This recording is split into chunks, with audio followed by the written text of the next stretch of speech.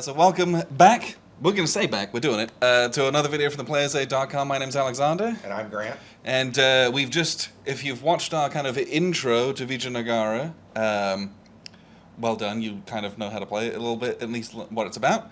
We have just played this for the very first time. The three of us who played it 3-player. There's 2-player and a 1-player option for this, and just wanted to kind of do a quick kind of a first impression / a wrap up of kind of what we experienced here. Yeah. And just to dive right in, this was a blast to play. I had an excellent time. Thank you very much for teaching us. Yeah. This was wonderful to play with. It was awesome to have you guys out to try it. Yeah. And this is Volume 1, Vijayanagar, in the Irregular Conflict series.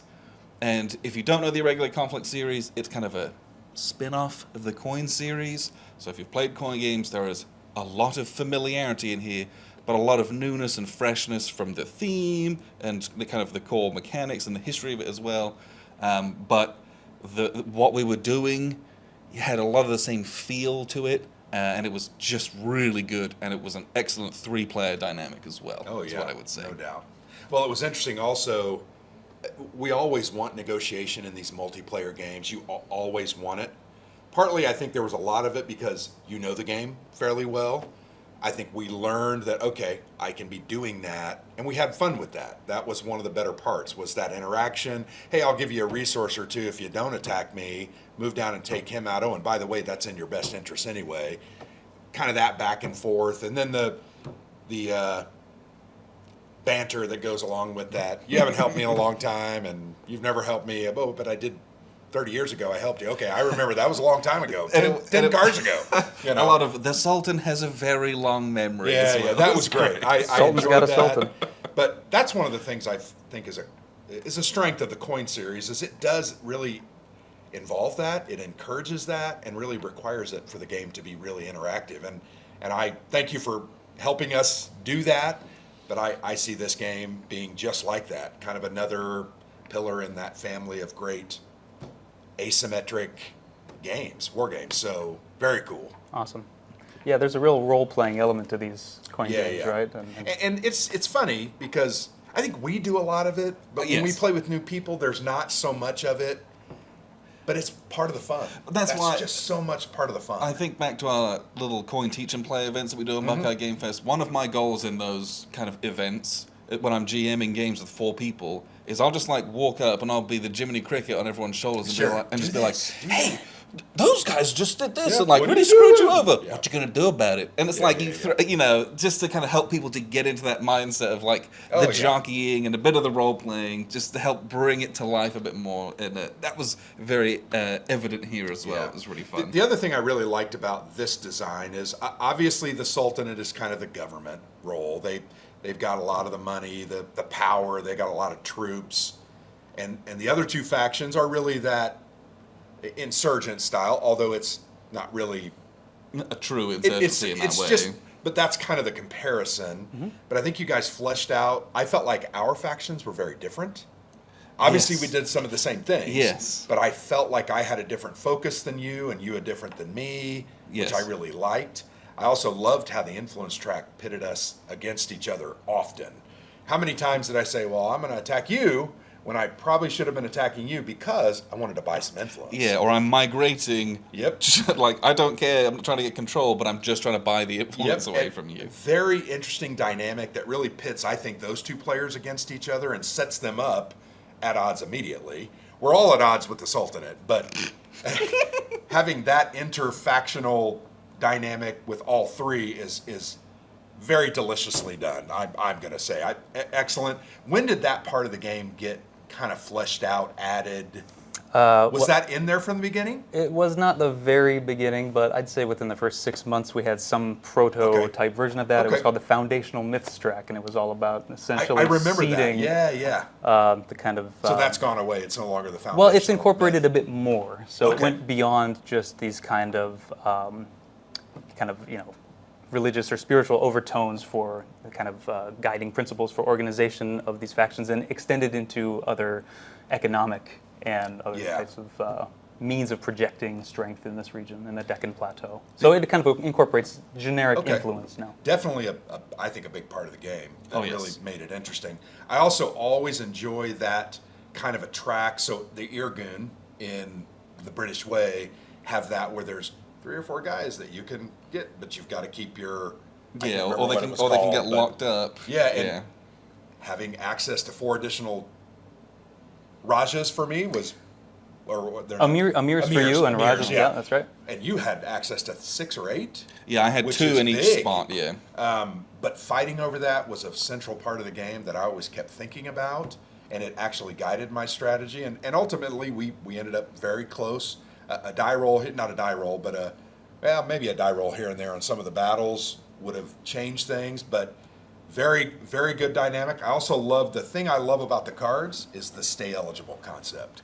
You take this powerful event, guess what? You're eligible. Every other coin series game, you're locked That's up for a round. very rare, if it exists at all, basically. Very cool.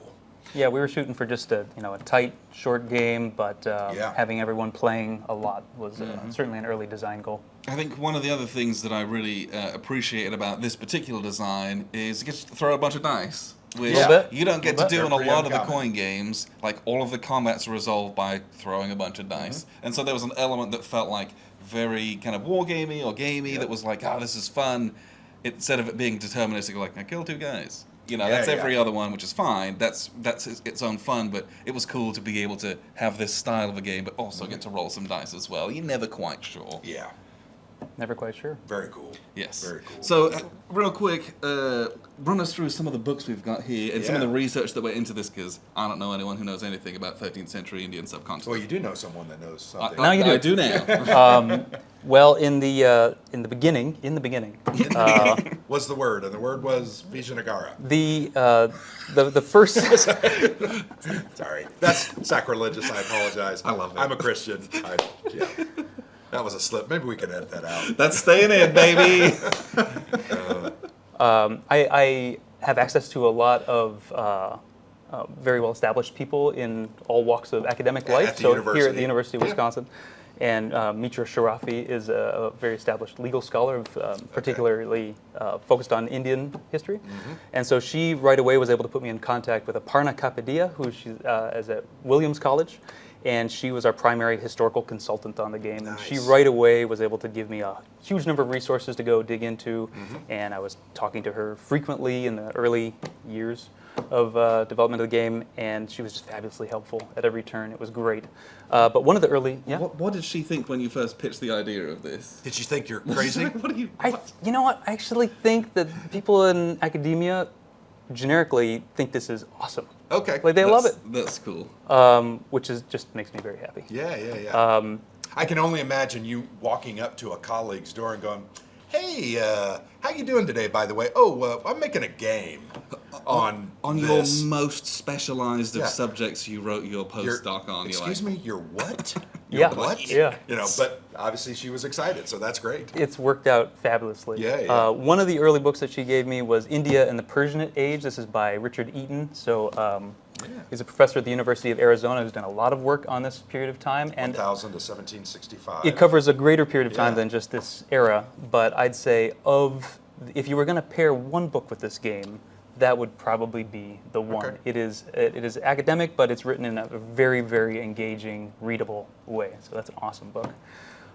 There are other types of books of that nature, like India Before Europe by Asher and Talbot. This is probably a kind of a textbook that you might use in certain types of courses covering this period. But then there's some more less academic, but still serious books. One's Rebel Sultans by Manu Pillai. And Lords of the Deccan is just so much fun, although it covers a period of time 300 plus years before this era. Okay. But it gives you a lot of background. It gives you on background, what it gives you looked flavor, it like gives you geography, and you get to see, for instance, that the Raichur Doabs, say, between the Krishna and Tungabhadra rivers in this area between Vijayanagara and the Bahmani Kingdom, was a fertile, lush territory that was contested by kingdoms hundreds of years before we see it in this era. Yeah. So, and there's other papers and things that we used, but that's been the kind of historical deep dive. Yeah. it's a tertiary history. And the history is really inserted into the game from the event cards, right? That does a lot of work for sure, Yeah. bringing in other aspects. Not some factions, for instance, that we didn't choose to make playable factions, but like the Bengali Sultanate and I think we did a good job of finding, I would argue, the most important factions of this era, of this period. But yeah, the event cards do a lot for the flavor and addition. Of course, there's a playbook that has a discussion about each event card and a historical discussion. You can also read about some of those on the Player's Aid blog. Saverio very kindly did about 6 or 8 of those, I think, for us, and we would love to host some more as the game's getting ready to come back out. Might generate some more interest. That'd be great. Yeah, we would love to. I really enjoyed those cards because you put a lot of time and effort into them. I could tell that. Plus, to me, the subject was new and interesting, and now that I played this, I'm like, ooh, I want to learn some more. Yeah, so, and I think that's one of my greatest joys is playing the game. The game was really, really good, extremely well polished. It was really fun, but it was also, it's that like, ooh, it was something new, and it sparks that like interest and intrigue, and like, I'm probably going to go buy that book. And it's going to sit on my shelf, and I'm going to tell myself one day I'm going to read it, but at least I've done that. Yeah. Like, because it's like, when you're immersed in this, it's so interesting, and it's like, yeah, I want to know more. And that's something that I love in wargaming. And so when we can get new topics which aren't necessarily in the mainstream, it's always fascinating. It's always something like fresh to experience. But yeah, I had a wonderful time playing with this. Me too. Thank you for traveling here to meet with us and to play this with us. He came as 10 well. minutes. You're in my neighborhood. 10 minutes It was away. great. I'll be on. Yeah, There wasn't a real that's 10 sacrifice.